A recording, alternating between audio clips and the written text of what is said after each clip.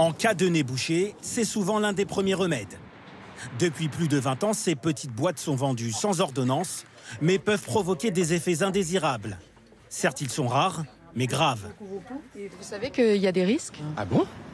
Ah, j'étais pas du tout au courant. J'en prends tout le temps à chaque fois que je suis enrhumé. Aujourd'hui, l'Agence nationale du médicament prend une position forte et alerte. Ne les utilisez plus.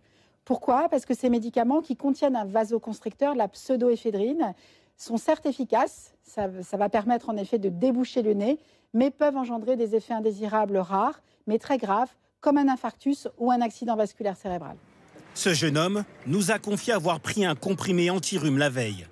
Inquiet, il décide d'aller prendre conseil auprès de son pharmacien. Moins on les prend, mieux on se porte. D'accord. En fait, sur le fond, par rapport au rhume, il faut juste éliminer l'infection virale. Donc pour ça, il faut se nettoyer le nez très souvent, 6 à 8 fois par jour, avec soit du sérum Phi, soit de l'eau de mer.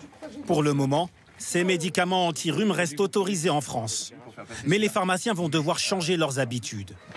On va retirer de nos comptoirs les produits, les mettre dans des tiroirs et encore plus en réduire l'utilisation de façon à protéger la population des risques de ces produits. Ces médicaments qui contiennent des vasoconstricteurs sont pointés du doigt depuis plusieurs années. Alors en cas de rhume, à chacun son remède.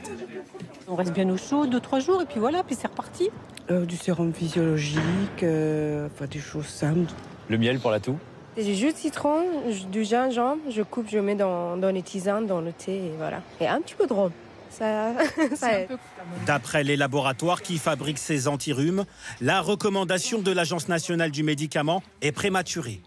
Eux souhaitent attendre le résultat d'études scientifiques menées au niveau européen.